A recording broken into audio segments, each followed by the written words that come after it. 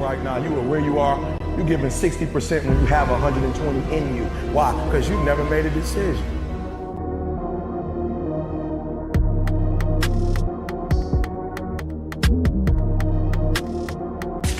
There's those of you in this room, you already there. Your problem is this is stuff you don't want to give up to go on.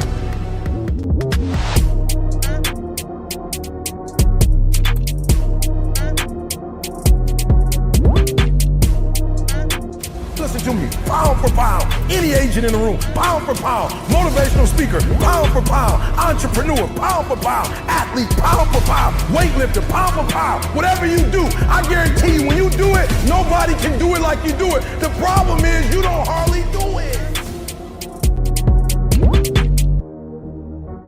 Welcome back to CFB Nation. I am your host, Nino Brown.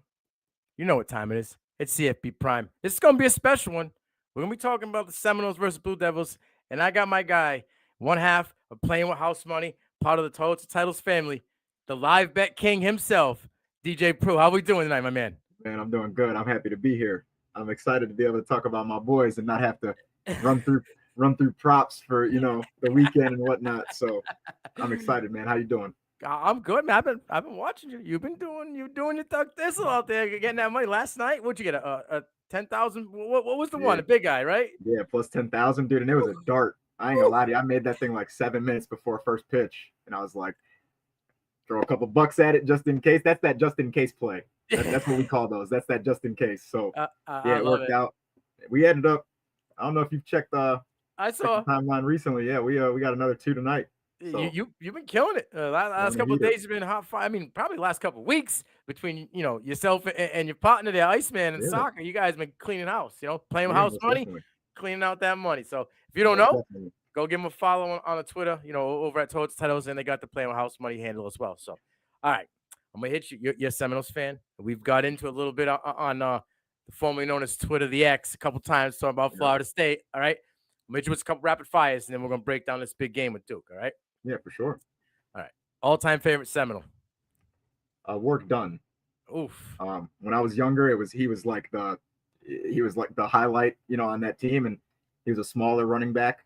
So I kind of gravitated towards him, but I would say for my age, Jalen Ramsey would be a tough second. Okay. He was just a huge prospect when he got there, and obviously panned out with the BCS national championship and whatnot. So I'd say work done by far, especially after the career. So can't be mad with either of those two. No, not at all. I mean, for me, like I said, I'm a little bit of an older dog, so I go with Dion, as he was I got you too. I see it behind you. That I got him on the wall as well. But I'm gonna have to say Charlie Ward is my second, because he was a man like before his time. Because if that guy played football right now, he'd be sought after by multiple teams. Like, his game was well beyond what we expected. They were like, mobile QB. That's fine, no problem. I'll go play for the Knicks for 10 years, bro, and make that easy money. Yep. Not a problem, my friend. But I think Charlie Ward could have had a career right now in the NFL. Definitely. I think he actually. I mean, I know it made sense at the time, but I don't think he would have been as bad as even maybe he thought in the NFL. I think he would have been a lot like Warren Moon if he would have been able to pan out, get a little bit more weight on him. Worst comes worst, Doug Flutie, right? Yeah, exactly. Right, and you're coming from Florida State. Doug was BC, coming baby. in there. They're like, man, is this guy gonna work out? So yeah, Charlie was an incredible athlete. I thought you were gonna go Peter Warwick, honestly. He's the third. He's doing everything he did. Special teams for me, just alone. Not even reception. Just his special teams work is elite, bro. He's just most electric college football player of all time, and I always catch heat for that. And I'll die on that hill. There's a chance Reggie's got. It's hard for me to say not Reggie, but they give each other a run, because for sure Peter had maybe 4 or 5 over 90-yard returns, couple 100-yard returns, but they weren't just the way he weaved throughout the whole field. That 100-yard return was like a 112-yard return, and that 90-yard return was over. He would work the whole field, never let off the gas. It was like Aquafina. He was so fluid on that field. It was crazy. I love that dude. And then when he got out there and just hit the boosters on you in the open field receiving, it was nice. Right. Yeah. I'll say the one thing Reggie doesn't have on him is that performance against Virginia Tech. I think that was the one thing Reggie really needed to solidify. But Reggie Bush was like he Highlight film. changed Yeah. media around college football, and it was just so enamored with him, and obviously incredible career. So yeah, you can't go wrong with either two. But Yeah. I'll die on that hill for the argument. I'll tell you that much. I'm with. I love it. I love it. But plant that flag, my man. All right, now give me your all-time favorite Seminole coach. I can't not go Bobby. It's like yeah. If I go outside of Bobby, it's kind of disrespectful at that point. But honorable mention though, Dexter Carter. Okay. He was their running backs coach back in 2008, and he actually he tagged along on a tour with me. I had my older sister fake a college tour to Florida State so I could go. And they once we got there, they kind of caught wind that what it was, and they ended up taking me on a tour. I sat in Bobby Bowden's chair, met with Dexter Carter, had some lunch with him. He treated me like family, signed a football. Still got it to this day. I mean, so honorable mention Dexter Carter. Scheming back in the day, my man. No, always scheme. Stay scheming. I love it. I love it. Yes, sir. All right, this could be a spicy one. I'm probably gonna chop this one up in a short for sure. Is Jordan Travis a round 1 pick? No. Woo! Talk to me. And I can say this. I can say this with my chest only because I'm a real fan. I went through the heartbreak the last few years.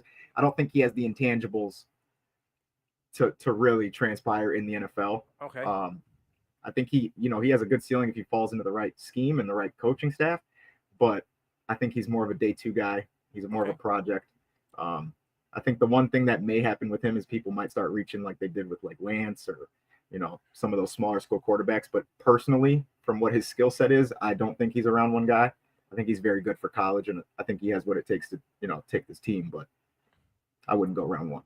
Okay. You think he has longevity in the NFL, even if it's not as a starter, as like maybe a Yes. backup, like there's those guys that just made a living being in 10, 12 years as a backup, never throwing many balls, coming in when they needed to, but the dream job. That's like the greatest. It's it's like you're a punter. Like I would do those jobs. I would sign up for backup quarterback. Oh in the drop of a dime. But I do think I think he'll have a career. I just think it's going to be one of those situations where if somebody reaches for him a little too quick, it's going to leave a bad taste in their mouth. But he makes good decisions. He makes good decisions. He throws with anticipation. Those are things you can't really teach. You see the quarterbacks that come in and you try to teach them that, and it's Never just works. not something you have to have that fearlessness, and you have to trust your guys. And I just think he has that, but the NFL is a different beast. So. Yeah. I mean, you can tweak. You have to have that anticipation. You can tweak it. Right, you can fine tune it, but you gotta have it. You know what I'm saying? Like you can't teach strength and you can't teach anticipation. You know what I mean? Like those 2 things in the QB position, you gotta have athleticism. You can do all the gym workouts. You can run all the sprints. The parachute things and get yourself better. But you can't teach that. You just gotta have it to feel. It's Ocho Cinco has a saying about that. Actually, you can't teach feet. No, you can't. Speed, you can't teach. It's a natural fluidity. I think I would say my answer to the overall question of his career is I think if he were to land in a place like Philly, like how Jalen Hurts did, I think that jump would be realistic. I just don't think there's many situations like that in the NFL. So I'd say round 2, and you'd be happy with a round 2. Okay. And I don't think that's. I mean, if he goes early round 2, he's still gonna have that. That draft capital where he's gonna. They're going to play him sooner than later. You know what I'm saying? It's not like, we're going to wait a couple years and shelf this gentleman. If they're getting a guy like Tennessee did with Will, right? If you're going up in beginning of the second day going to get a guy, you're going to probably play him, which is why I think Will's probably playing this out. Yeah, that pressure, once that pressure is on for even a guy, I mean, I think you draft a quarterback in the first 3 rounds. Yes. Whoever's your quarterback right now, that's your message right there. Like, hey, better get it together. Together before we let this young guy on this rookie contract show what he got. So, I think he has a lot of potential, very high ceiling. It's just going to have to be the right situation. Could a Geno Smith comp be good with you, or you think he's a little bit better than a Geno Smith? Because you got to think, and I say this to a lot of people, Geno Smith lost his job not because of talent, because he got his jaw broken, wired, right, by a DB. Yeah. So, and then by the time it healed, that the guy had already taken his job and they were winning. So, I think the thing about Geno is like he had all the intangibles that you were looking for in a pro quarterback going out of it. I mean, everybody really thought he was going to be like the guy. Yeah. I think people kind of tend to forget how old Jordan Travis is at Florida State and how much he's kind of went through other situations, and now he's Right. with Norvell, and it works out. And college with up tempo, great receivers, spread it out. There's a lot of things that are going to make you look a lot better, but you have to make yourself not look bad, and he's very good at that. We've seen progression though from last year to this year. And one thing I will say, and I've been dying on this hill about Jordan Travis, guys. I was kind of like out on him. Like I don't know if he's a top 5 QB in the class. He's like that borderline for me. Last year, when he rolled out, there was no chance of him throwing the ball. He was just running. That's it. This year, I feel when he rolls out, he looks to throw first before he runs. To me, that's a huge step in your growth and development as a quarterback. Yeah. Oh well, you got Johnny and Keon out there. I mean, you better be throwing that damn rock, man. You better be, and especially with Keon, I guess you could just throw it wherever, and he's just going to come snag it. So just point to a spot, and he'll get you there. Yeah. He's very good at. I've noticed that he's very good at hitting windows. His anticipation is one of his favorite traits of mine. And I did not see that last year at all. He looked like a deer in headlights for a lot of it. Yes. But college, you're right. I have a love-hate relationship with college schemes. So it's very gap-based. They're thrown into windows and whatnot, but you have to do it right. And he's very good at anticipation. He has accuracy. It's just going to be you end up in right like spot. You laid up in the right spot with the right people in front of you, a good old line with weapons like that. Like say Goff for some reason blew his knee out, right? And he was done. I wish I had upon the guy, but you get Travis in that system, watch out. Lights out. I'd take that all day. That's a great one, actually. Arizona, it's a bad look. You know what I mean? Or he's Josh Dobbs 2.0. Yeah, in Arizona. Yeah, he's Josh even Dobbs the Bears. 2.0. If he falls to Chicago, I'd apologize to him myself. All right.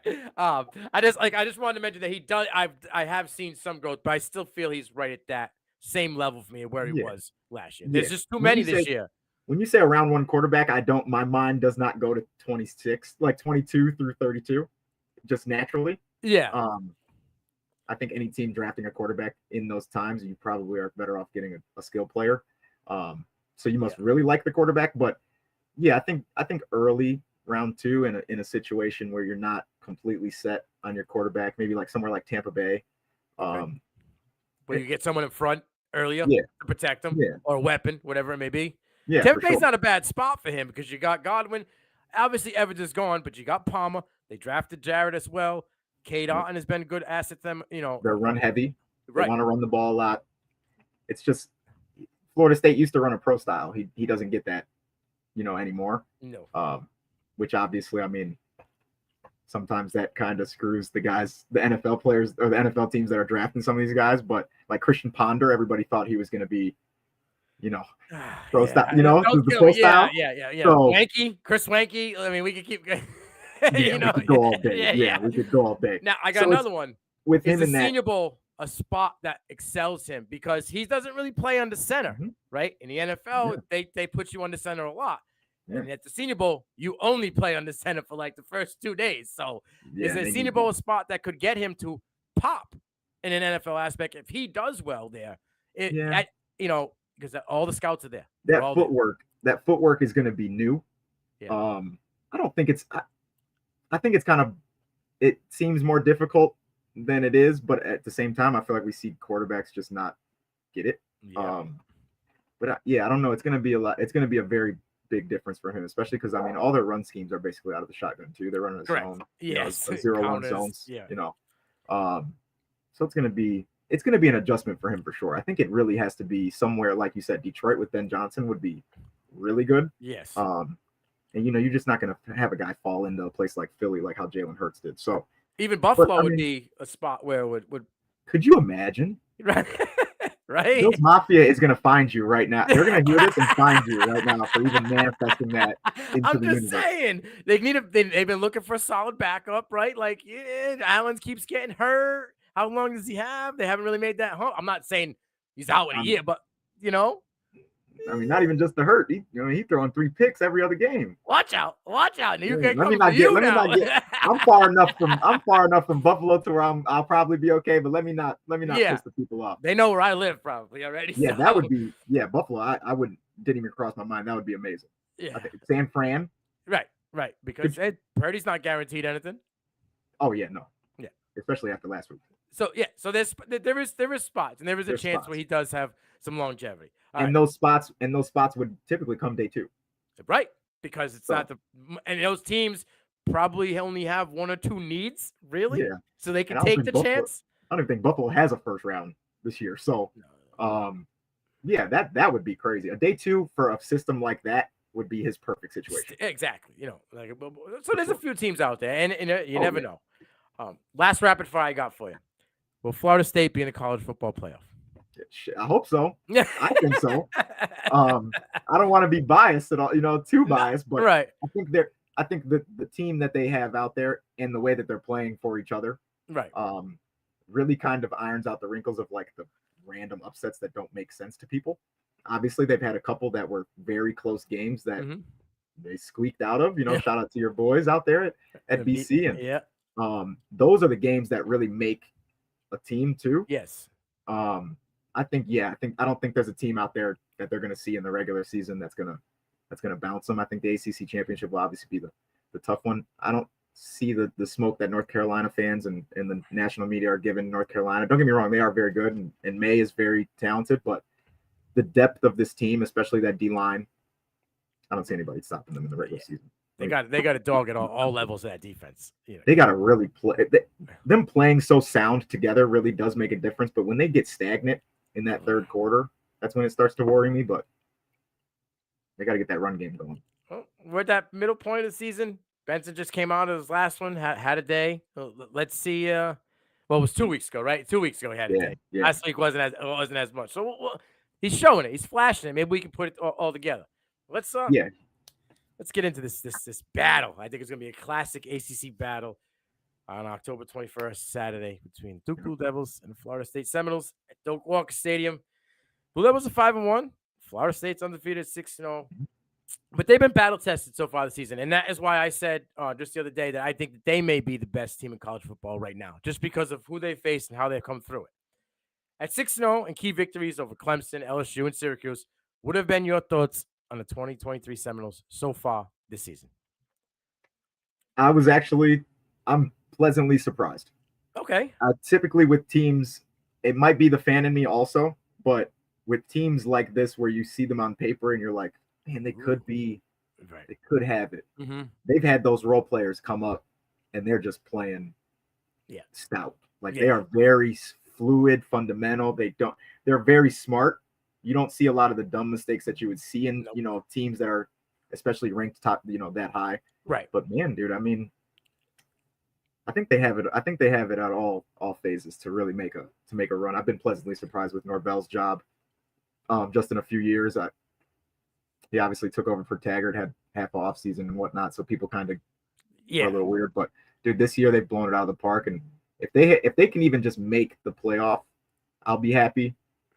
And then obviously I'll be heartbroken if they don't pull it off. But, I think this team shocked a lot of people. Yeah, the people that knew what to expect they weren't as shocked, but it's hard to be that sound at all phases of the game, and I don't think there's a single thing this team can't really adjust and do. So that's going to give them a big advantage, especially when you're seeing those Big Ten teams and the other conferences that kind of stay to their style. So yeah, I'm definitely happy with them. I listen. I knew between Verse and Cypress, and guys like that, I knew that they would have solid. My question was, how would Bell fit into this offense? And Coleman flashed last year, but he had Peyton Thorne. Okay, you didn't see, and he was behind Jalen Reed, so it was like, okay, he could be a guy, but he's not the alpha, right? Now he's coming over. Is Johnny Wilson going to be the guy? Suspect. I've always said he's not a one. He's not a one. Like his hands on a one. His 6'7" size is a one, but his hands on a one, right? Yeah. Just because you're 6'7" does not make you a one. I played receiver. I'm not even close to 6 foot. I'm not going to say what I am. I'm not close to 6 foot. But every time you see a guy 6'6", they're just like, oh, throw him outside, have him run. No. So he's had a few drops this year that are. Last year he had that big one in the end zone, like that would have been key for you guys. And that's when I was like, I'm like, okay, he got a little case of the Butterfingers, and this is something I got to watch, because if you're going up for these contested catches at 6'7", you better be coming down with them. I can't have you having 80% reception rate with those hands. Like I need What else are you here for? Thank you. Go play basketball, bro. What the hell? Right. Come on. Box somebody out, dude. You know what I'm saying? Yeah. But Coleman, and dude, Coleman's Keon just is. and now he's been an anomaly. He's taken off, and now he's showing what he can be with a guy like Jordan Travis. Never mind if he was with a guy like Caleb Williams or Drake May or Joe Burrow or whatever it may be. You know what I mean? And that's not a It could knock be to anybody. Travis. You know what I'm saying? I'm just saying. Yeah, he's a receiver that whoever's at quarterback is going to trust him, and that's going to be the biggest. That's going to be the biggest thing. It's like the ball, the one-handed catch. It's stupid. He wasn't really open. I mean, it was good coverage. Don't get me wrong. He was NFL open. He wasn't college open. He wasn't even in the realm of it. He threw it to a spot, and my man went and got it. You know what I'm saying? And he's put up some weight. He's put on some weight too. He's a little bit more stocky too. Yeah. Dude, I think his ceiling for the next level is a lot higher than I thought it was going to be. Yeah. And his route tree does need. He needs to be polished. He's got like 3 or 4 solid routes. The fourth one's kind of but I think if he can tweak that fourth one and get I mean, his footwork's good, right? Like his in and out like crispness is pretty solid. I'm not gonna say he's elite with that, but he works the game. But his size, you see the basketball in him every time he goes up for a catch. He's always got that best positioning and body control. Yeah, stupid. His body's always in the right spot to at least have a shot at it. Exactly. He never puts himself in a place to lose. He's always in a place to at least try. Yeah, he's not going to be a guy that's like stuck outside, right? Like a Chase Claypool. I guess I shouldn't really use him as an example right now. But when he was at Notre Dame, that was like people thought like he could be that receiver one, and it was like he still thinks he could be that guy from Notre Dame. Well, yeah, he thinks a lot of stuff. Yeah, so that's why he's on his third team. But I think Keon has the STEM route like body and capability to still make a difference. I think he can run across the middle, catch the ball, and he won't. He doesn't care about getting already multiple times this year. He's going across the middle, and it's for a guy like him. You don't think he'd be so swift, but like he does that little shuttle, that one touchdown where he shuttled through the safety, shuttled through the 2 DBs, and then very touchdown. Fluid. They have so many. It's so many guys like that just piece it together. Hakeem is the one for me. A dude who's a freshman who can come in and play, right? And I said it to KT before the season. I said, I like Hakeem Williams, and I like the gentleman from Ohio State, Ole Miss. I'm sorry. They both have fast, right? Hakeem has already ran 20 miles behind the clock, 20 miles now, like 3 times this year in reception. So, like, he's a weapon that nobody's talking about. He could be an X factor in this one. But it's Coleman and Coleman's swag, bro. They interviewed him last week, and they were like, you know, what is it about your game? He goes, they don't double cover me. They can't stop me. Right.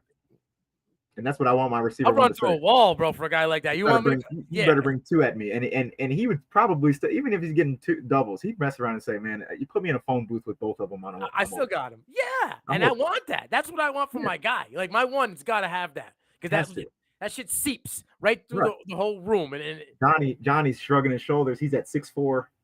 Yeah, Johnny. When he's getting doubled, you know, you got to have that fire. And Keon brings that. I think he really is a big difference maker for this entire team. But Hakeem, man, he's going to be special. And they're bringing back. That used to be the thing. That used to be the thing for the Florida teams, like Miami, UF, Florida State. They would come to your house, and they would just speed would kill you. Mm-hmm. Like when regional recruiting and whatnot used to be a big thing. Speed used to just absolutely destroy these teams, and Hakeem's really, really bringing that back. Yeah, he got like out of a cannon when they he's electric.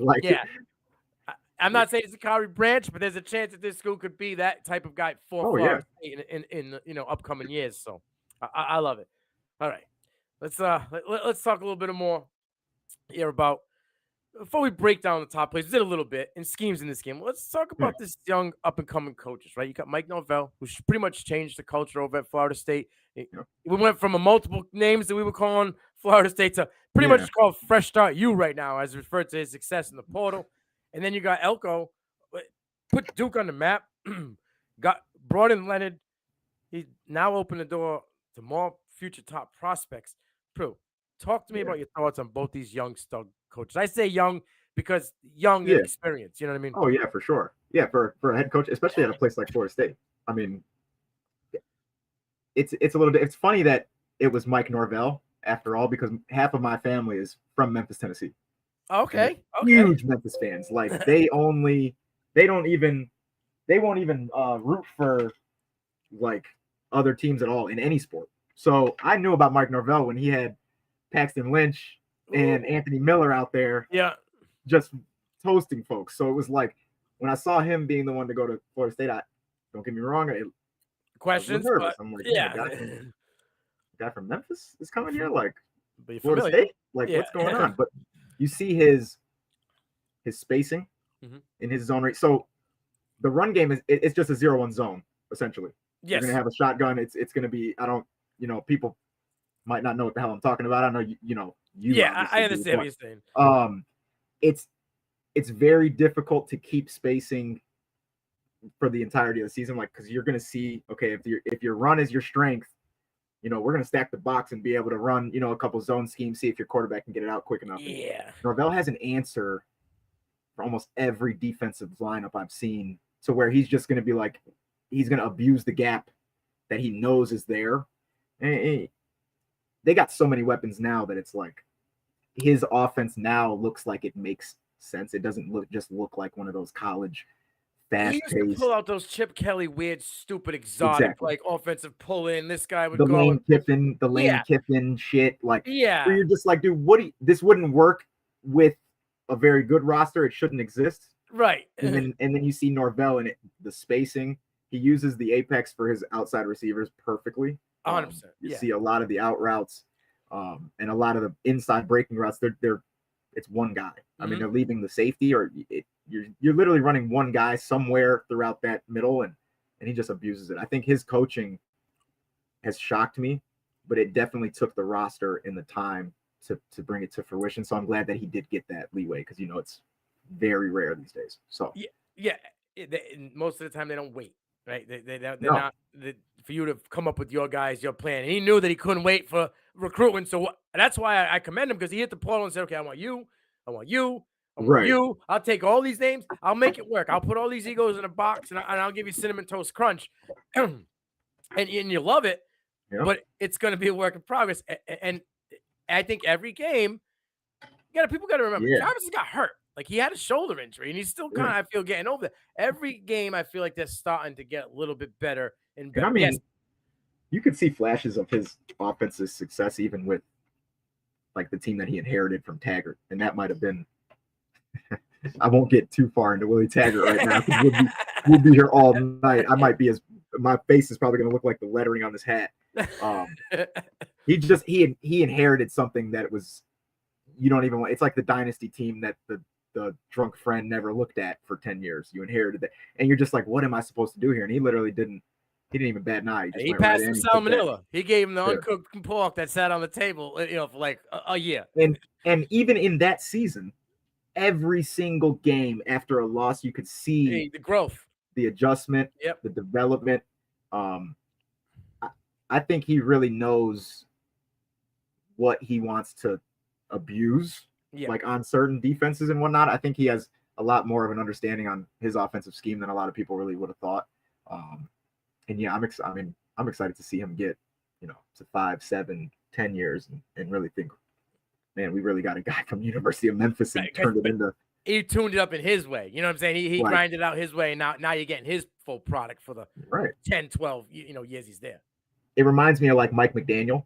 Okay. Yeah. Like one of those guys where you're like, oh, you started here. You had this coach above you, you think you have it all figured out, and then you see his scheme, and it looks weird, but it's not. It works. It's not right. It's not nonsense. It actually works when it's when it's done right. So he gives me like big vibes on that, where he thinks he's always one step ahead of where they think he is. So that 0-1 scheme is going to be dangerous. It scares me a little bit though, because he opens himself for blindside blowups. Like the way he That's pulls, offense, though. Yeah, exactly. Because you said they're in the shotgun probably 75% of the time, right? Yeah, and easily. When they do those, I don't know what he. I know it's a zero zone, but he comes up with these weird fucking. He pulls a guy one weird way. He pull the guy from the right, take the guy from the left, but he. Have you seen the mesh? Yeah, that's what I'm talking about. The mesh, dude. It's like, why? Just run it that way. But I understand. Now, my thing is, this goes back to what I was just saying. Is you put like Quentin Nelson and Mike McGlinchey in there, and it's going to work. It's going to work if you have the guys that can pull fast enough and hold their own. You need great players to do this scheme, so it looks very stupid when you Yes. don't have that It looks capability. unorthodox. You got to keep them. You got to keep the He needs defense honest, speed. though. He needs Yeah. speed, and you need speed in the running back position. I love Benson, okay, He but doesn't I have the don't patience. exactly. You need if he had Le'Veon Bell type player. You want to talk about patience? Spot on. Guy just like sits there. Oh, boom! Then hits the block. Like And then when he sees it, go. he's Exactly gone. the same. Go like a rock. Benson, Trey ain't doing that. Pussyfoot's too much. That bothers me about him Yeah. too. It's because it makes you look timid, but I think it's just like he don't really see. You I don't don't have think the he vision. thinks the hole is going to develop. To be honest with you. He doesn't look like he trusts his line, but He doesn't see that the tunnel line. 0-1 zone scheme is very hard for running backs. Very But hard. if you can get it, man, you yeah. get them. You can average Novocaine. chunk plays. Yeah. Novocaine. Yeah, you're not going to stop that. If you get rolling on that with the personnel, you're not stopping that shit. Yeah, I'm with you. All right. Number 7 offense in the country, right? Florida State averaging 42.2 points per game versus the number 4 defense in the country. Duke only allowed 9.8 points per game. One he's got to give, my friend, right? Sure. Dwayne Carter at the edge, Trey Freeman at linebacker. They will try to pressure Travis and keep him off his game. Offensive line coach Alex Athens will have to bring his A game. Give me your thoughts on how to shake this number 4 defense. I think we talked a little bit about it with the run game and that scheme. It's going to have to keep them true. Right. But if they don't have success early, that's the tough part is where it's like if you don't start correctly, it's going to change absolutely everything for you. Yes. I do expect a lot of hurry up. Oh yeah. Which in college that makes obviously a huge difference ever since the Chip Kelly days in Oregon. Yeah. So I do expect that, and I expect them to throw on first down a lot more often. I love that. Give you a chance. Get out of it. Here's the thing: you're getting your young guys out of the 3rd and long. You get an opportunity. And the routine when you come out there and you know it's 1st and 10, and we're running up the one gap. Like yeah. Oh, we got 2 yards. Like you're just going through the routine. It makes it difficult for your offensive linemen to get into a rhythm, especially with these guys. I mean, dude, Dwayne Carter. Dog, bro. He will eat the lineman for breakfast, lunch, and dinner, dude. Like, that is a dude. Yes. Like, so it's like, man, they have to really, I think this is going to be one of those times where you have to show, like, you got to run at him. Like, you got to literally run at this guy and pray that he doesn't just maul your double team. But I think they're going to pass on first down a lot more often. I don't think he gets Travis Jordan out of the pocket as much as I would, but I think it's only because they have a lot of quick stuff. But yeah, I think we'll see a lot of first down passing. You see that 2nd and 6, then that's when you'll start seeing Trey kind of beat down on the insides. Jaheim and those short hook routes across the pass. You know what I'm saying? And that spacing, Duke, don't get me wrong, very good defense. But the spacing that they're going to have to face with this is not. You're not going to stack the box against Keon Coleman and Johnny. But you're just not going. It's just not. There's no way. There'll be hot reads, quick, one step, boom, go, and you be getting smoked off the line, right off the ripper. But you're only going to be able to double one of them if you want to stop. Is Johnny playing? Because I know he's kind of like 50-50, right? He's 50-50. I think I saw earlier on Bleacher Report that they were leaning towards having him play. Is that smoke? Football, is that smoke? It might be. You know what I'm saying? Because it's like the Utah guy. Oh, Cam Rising? That's a doctor, bro. The doctor's just getting paid to not play to do it. So it's like, I think Johnny, if he does sit, it does change the aspect a lot because of the deep ball, the deep threat that you have on that outside. But at the same time, say you doubled Keon on the outside and you just run him, a 9 up, up the sideline every time. I think that spacing that you're going to gain without that safety, being able to sit in the box. You're going to pull 2 guys. You're going to get the cornerback in, the man high safety. They're going to RPO. They're going to RPO them to death. Yeah. So it's very good defense. Hasn't seen this type of spacing before. I agree. Or speed and size, especially at the wide receiver position. If Johnny Wilson plays, even as a decoy, you have to trust because your cornerback's on 6'7". Run a fade every single play. Run this guy up the field every play. You got to cheat. The safety's going to have to cheat. So now the middle of the field is going to be wide open. Right. Notre Dame tried to come in trying to punch Duke in the face. Yeah. Very fraudulent activity out there that night. It was, man, I'm watching it like, this was the game plan, man. Like, so Duke, if you do play to their strengths, they're going to maul you on defense. I just don't see Florida State having that much speed and that much spacing to just let them, sit in the box. So This might be the game where Jordan Travis decides what round he goes, though. I will say that.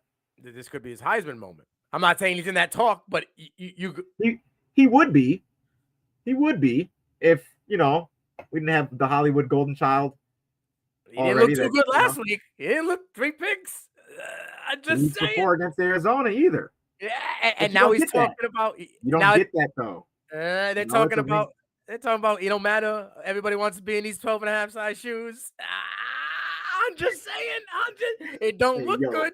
It don't look good. We'll have to get on another one for that because I saw that video and I'm like, dude, what?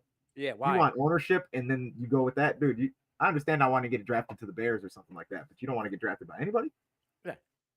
Yeah. And then you got Shador. I think Jordan Travis would be. I think he should be in the Heisman talk, but you have Penix. Right.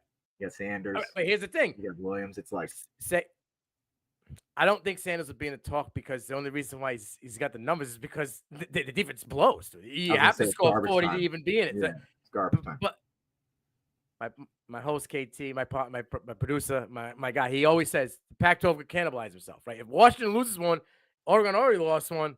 Yeah, I have like a whole theory on the Pac-12. You could not ever having a guy. You need one coach to go in there and be like, we're going to be defensive minded, and they're going to take over the freaking conference. Like nobody out there. They score 16 points that way, and they win. Like you have it's. Bro, Oregon's got had the 6th ranked defense. All right, I know this is Florida State game. I'm Oregon. I'm gonna say quickly. I told KT the first one on 4th down. I don't got a problem with it. Do it all day long. We're cool. Right. First quarter, you want to establish dominance. You want to whip it out and put it on the table. I'm with it. Okay. The one to close out the half, you need points. Don't let analytics. You take the points, bro, because you would have won if you took that. And then the last one, you were just over midfield, bro. You can't do that. Yeah. So that's the thing. It's coaching. Yeah. It's not their defense ain't the problem. That's coaching. It was ego. I would much rather have that be, it was ego on that one. You're going to throw 40. Yeah. You're going to score 40 on both sides. It's just going to be a shootout. You're not helping yourself in any of the later games when you have to face somebody like Georgia, Florida State, Michigan. Yeah. So, yeah. Jordan should be in the Heisman talk, but he'll be, he won't. He might be like the 4th finalist, but yeah. Nothing taken away from him. He's just not lighting it up like he should be against those type of guys. So, all right. Well, we talked about Travis, and we think he could be in this. The Heisman talk. He should be if he was having a stellar year. But there's another guy that had a lot of these Heisman talk, hype, possible top 5 QB in Riley Leonard in this class, and it would be monumental for Leonard to play, even though he had a high ankle sprain, because Henry Burrow in the 4th. Excuse my description here, was disgusting last week. 4 for 12, 107 yards versus NC State. Yikes! If Riley plays, what do you expect from that offense? And Canverse and Deloach and Bethune, who I think is underrated, right? Be able to slow down this mobile QB who leads in yak for quarterbacks. I think Riley's real deal, man. I think he's legit. I think in college, especially where I don't think you can really like fully slow him down. It's just going to be whether you can maul the guys he's throwing it to and the offensive line.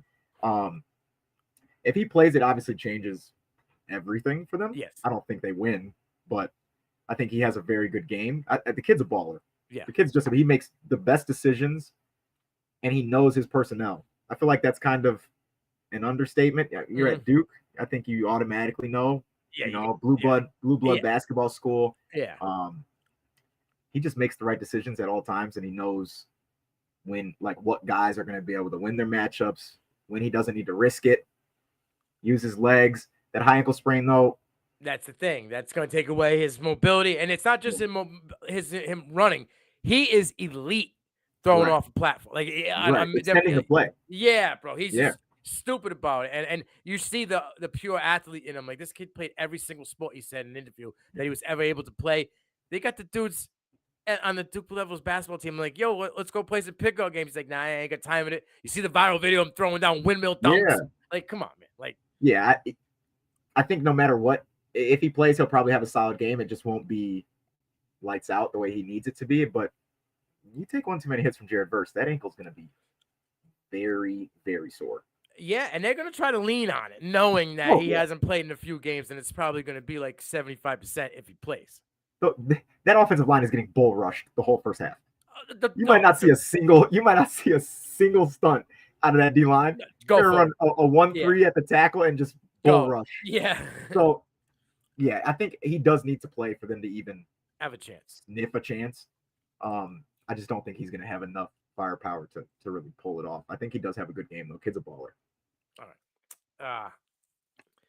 We're gonna talk about your guy for a little bit because I had a lot of aspirations for him. I know KT did, coach as well. Entering the season, there was a lot of hype, smoke about Trey Benson. Right, he added weight, he's healthy. Still haven't got to see Prime Benson so far outside of the 2 weeks ago versus Virginia Tech, but it's Virginia Tech where he went 11 for 200, 2 touchdowns. Yeah. Granted, he did stack, a 5.5 yards per carry game against Cuse, who has a stout defense. Yeah. Is he starting to feel comfortable again, or is this what we should expect for Benson for the rest of the season? Because I'm starting to nickname him Katy Perry because he's hot and then he's cold. Yeah, I think he reminds me of Cam Akers a lot. I mean, for all of us that do follow college football, Cam Akers was, number one running back in his class. Dalvin. Yeah. Dalvin held his own. Dalvin made a legacy for himself. You know what I'm saying? So it's like that for running backs in that 0-1 zone, especially for somebody like Trey, where he's not a bruiser. That's why he bulked up because of that. Yeah. And it's very difficult for them to get comfortable in that type of run scheme. You can't change a guy's style completely. You can try to hope he has that vision and makes the right cuts and gets the patience, but his style just is not built for that. Like you need him in a pro style where these guys don't know if you're running a stretch. You run every hole, give him some versatility, be able to run off the play action. Him coming out of the gun sucks. It's because you're only going to go so many places. You're gonna literally turn where he's going. So it's you can counter. You can you know what I mean. You can delay. Right. You can go to the outside. I mean, you can dive, but right. But the one in the zero gaps are where you really. That's where you're aiming. That's where you're aiming. You're hoping that the wash goes with the guard. You can get that trap and then cut into that 0-1 like on the back cut. But now your game is dependent on them. Dude, he's getting the ball and running right into the back. Yes. And it's like, dude, you're not understanding. You're not seeing what you're supposed to be seeing. Like, I understand you're trying to run hard, but you're in the gun. Dude. Yeah. Like, you're already 3 yards. You're already 5 yards back, dude. You ain't making up 5 yards back just outrunning your offensive line. And that's why that scheme, for me, I feel like you need that shifty, speedy. Like, you put a Warwick Dunn in that scheme, see ya. Yeah. He's going to do a jump cut. He'll wait. He would wait. Exactly. Euro step some dude and then be gone. You know what I'm saying? Trey's literally trying to just run. Will Shipley. You put a Will Shipley in that system, right? Yeah. He would dominate for Florida State. He's very intelligent. Will Shipley's very intelligent, though. He gets no credit. You don't see that. You don't get that very often, especially at running back. Right. But his style, I think this is what we expect. You'll see good games. Don't get me wrong. The 11 for 200, it was nice to see, but it didn't. We had a 75-yarder, so take the 75-yarder out of it, right? And then take the 35-yarder out of it. And if you're going to be my running back one, I want you to convince me that you need 16 plus carries a game. Yes. Because you are that guy. It's almost to a point where they're like, man, once we get to 10, 11. Take a break. Take a break. Yeah. What are we doing here? Jordan, what are we doing? You okay to throw? So yeah, I think this is what we expect from him. You'll have very good games. I'm sure he'll get more consistent with chunk plays. I don't think there'll be a bunch of 140-yard games and stuff like that. Yeah. But he has more of a ceiling in the league than he does at Florida State. Yes, because they're gonna pick because the league is usually two guys. They're going away from the Derrick Henrys and the Nick Chubbs, right? Because you can't be the guy who's gonna get. Look at Jonathan Taylor, right. And not even that. I mean, you put him in an I formation or even a single back under center, and you run that trap or that stretch. He's gonna hit the hole. He's gonna hit the hole the way he's trying to hit it now, and it's gonna work. Exactly. But he's also going to have a 240-pound fullback maybe in front of him, too. That's going to be blowing up the linebacker coming in. You know what I mean? You're going to have the guard pull over for that trap, and it's going to open right where you're running. Yeah. You're going to go right off his ass. He got to make many moves, just slip over and go. And that's his style. So it's unfortunate that he couldn't adjust to it, but I don't think I can't put a huge expectation for him to just change it all around and be that guy that we expected, because we obviously had very high expectations for his ability. Yeah, I had my only concern was adding the 10, 12 pounds of muscle. Would that take away some of the speed? And I think it kind of has. Yeah, I mean, you're playing running back, man. You need that weight. I think the weight. Tell him Michael James guys you're not going to really see the guys that like just take it the distance. You do for like Tyreek Hill and stuff like that. Like, hey, I want my running back to be heavy. Tell him Michael James you need the weight. Where was LaMichael James after Oregon? He went to the wrong team. If he did not go to San Francisco 49ers, he probably would have played longer. He went just like TDP. What about DeAnthony right after him? That one you got me on. And even Kenyon Bonner. All right, all three of them. I loved Kenyon Bonner. Electric, bro. Electric, right? That's what I hated Oregon because of obvious. You guys ruined our 30. So like, but that's what I'm saying. Like those guys in college. Yeah. NFL, no. It's like I think the weight was more of a like a career decision. That was a business decision. Yeah. You got to be 205, 210. You're not going to hit a hole and outrun the safety that's running a 4.3 anymore. Like these guys are. It doesn't even make sense to me, to be honest with you. There was a point in time where I was the fastest guy on the field. I'd get on the field right now. They're probably thinking I'm freaking tight end or something. Like, it's crazy. Everybody runs a 4.3. Like, so you ain't run Brian Branch. Right. The breakaway speed isn't going to be what you want at the running back. You want that at your receiver now, like Tyreek. So that 12 pounds was definitely necessary. He's just not using it correctly now. Yeah, he's still trying to figure it out, breaking that in. So obviously we're not too have much faith that the running back game or the running game is going to take that step.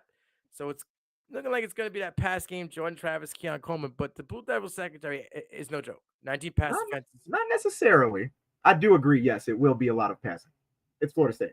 I think we've seen that. That's what you do, right? But Jordan, I mean, he's been using his legs a lot more than I actually wanted. Well, when he uses his legs, he starts out in the pass game. Is what I'm saying. Exactly. You know what I'm saying? So he's starting out in the pass game. So I feel like that's going to be the route. But the Blue Devils are led by Stinson and Rivers. Yeah. 7 picks, 19 pass, breakups. They got sticky physical cornerbacks and safeties. Can Keon Coleman take on the world once more versus this Duke secondary? Yeah. Well, Johnny You're not pressing him. No, you can't. So it's can he do it? Can he do it one more time? Nah, you can't. You guys can't. They won't be able to. The 19 pass breakups is very impressive. The picks, a couple of them are tip balls. I get it. It is. You get lucky. But it's great. Don't get me wrong. I'm not going to take anything away from that. That DB, those back four, they're playing very collective. Yeah. Which is obviously that's the hardest part about playing DB, especially in college. I just don't think. I just don't see. Unless you just double Keon and completely phase him out of the game, I don't think you can't press him off the line. Yeah, no. You can't really press him off the line and expect to win, because he has the strength. Johnny playing is going to really make a really big difference in that, only because of this, like the scheme they'll get, the matchup that they'll get. But speed kills, man. I wonder if they'll line up Coleman opposite end of Carter. Right? Like, will they line him up to the right side because Carter plays mostly on the left side? So that way when the pressure comes, he rolls that way out of to his guy. You know what I'm saying? Like, I don't think they're gonna go that deep. I don't think Norvell's gonna go that deep into scheming around it. That would be a very high honor. That'd be a high honor for Duke to do that. I just don't think I think they're gonna try to press Carter upfield and be able to step into that gap. Take him out of it. I don't think they're going to want to roll out. I don't think they're going to want to really roll out to extend the play as much as a lot of people would probably think. I think if they do roll him out, it's going to be off of a play action. Okay. I think they're going to run him up the field.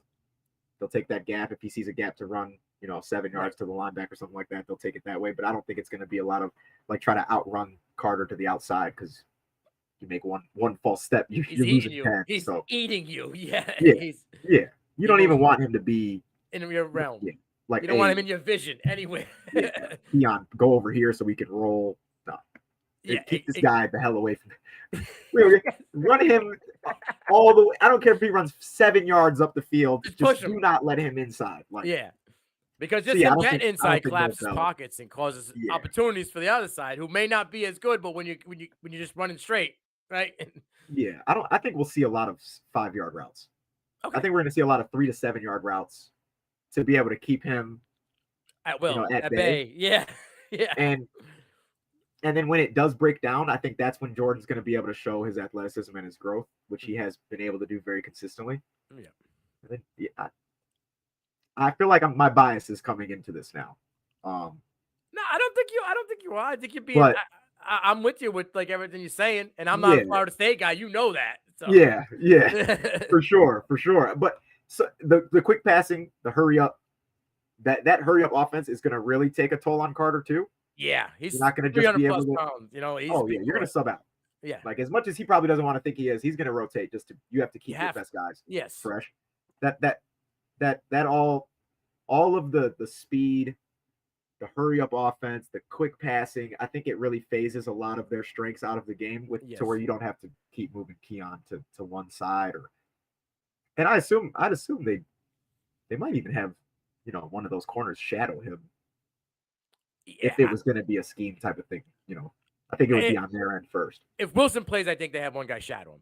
If Wilson doesn't play, they're just going to put that safety on one side of the field and say, okay, I'm going to make you, I'm going to try my best to take him out of the picture. Yeah. But now you're giving a whole other side of the field.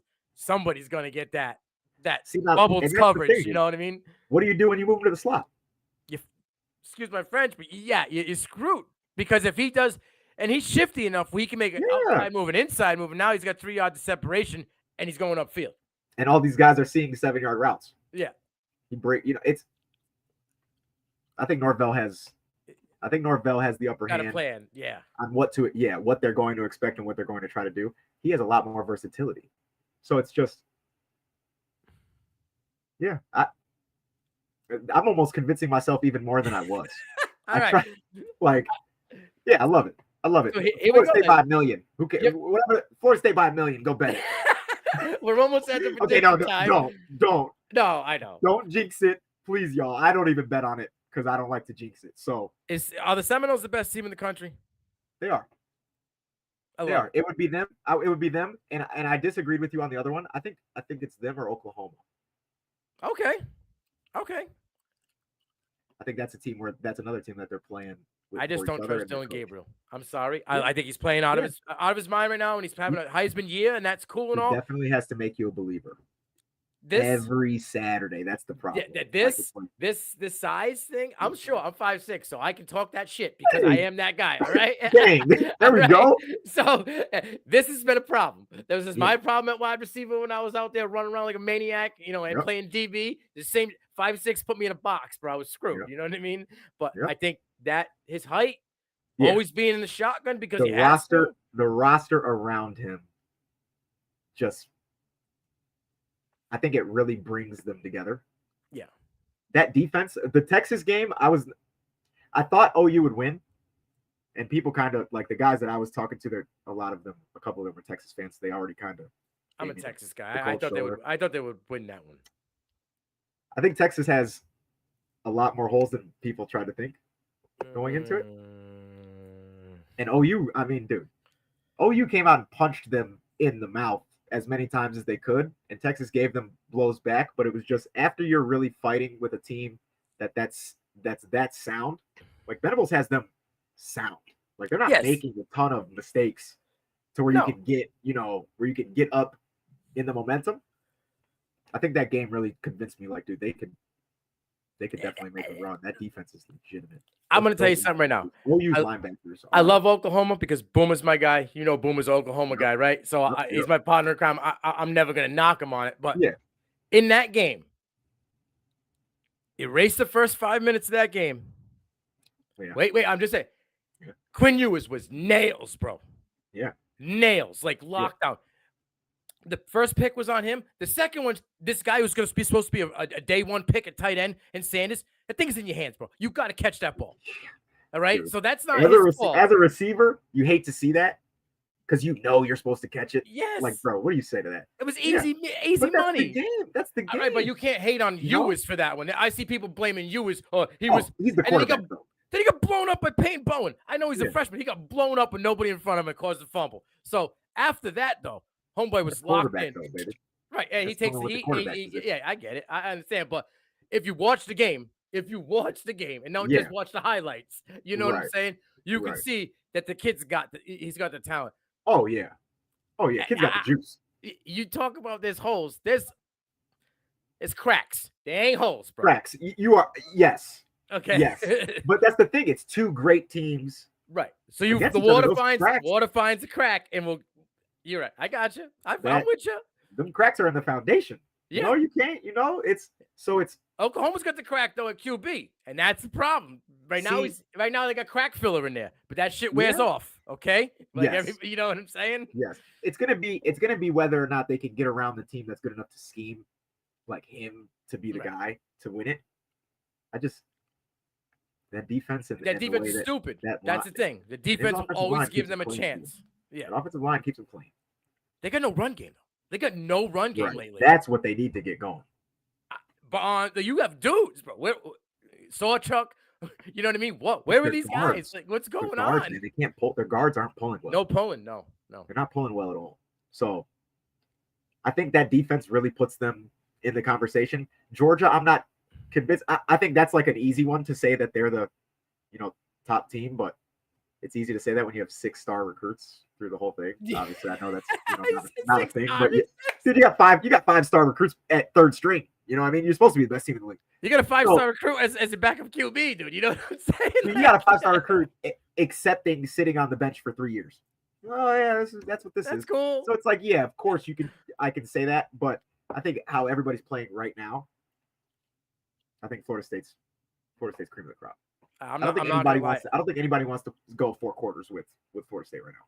I'm clipping this one, and I'm gonna make a short out of it. I'm letting you know now. Oh yeah, right? And we're gonna put that out there. I'm gonna tag the shit out of it, and we're gonna let this thing go viral.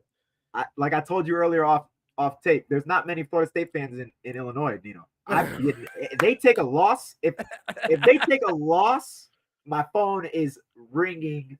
Battery will die off getting blown up. Dude, it's gonna die because I'm gonna throw it out the window. I got a buddy that's a Clemson fan. You know how hard it's been for me in years, bro. Dude, you must be giving it to him this year.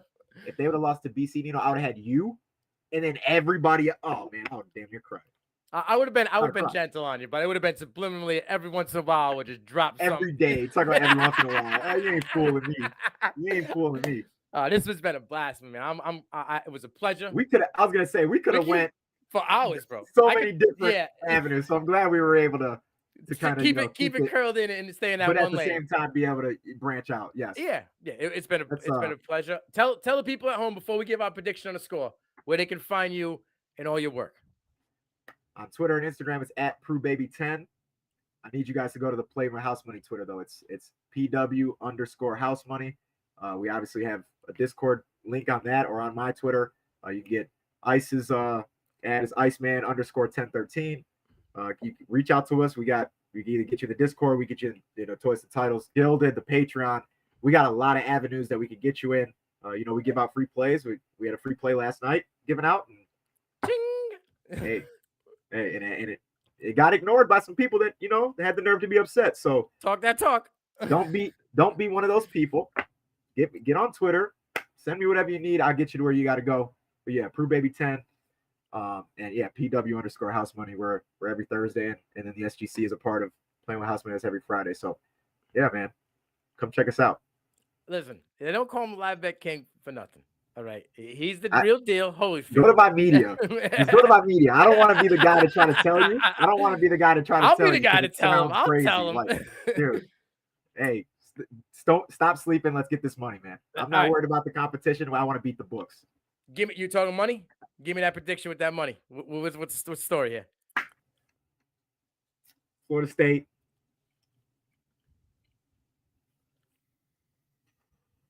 27-17. Ooh, I like it. I had Florida State 27-17. I had Florida State 31-24. Because I think Riley plays, and I think he Me too. And I think he could be maybe not in between the 20s, But if they can get in the red zone, I think he's Oh, going to yeah. be a huge factor, even though he's not going to be 100%. Kid's a baller, man. He's gonna score. Yeah, primetime players play in the prime time. Yeah, my pride won't let me give him 20 plus, but he's gonna score. He's a stud. All right, I love it. This has been a great one. If you don't know, go follow Playing with House Money. Tell to titles. My guy Pooh Baby 10. I think we're probably gonna do this a couple more times before college football. Most definitely. All right. Definitely. CFB Prime. I'm Nino Brown. We out. Later, y'all.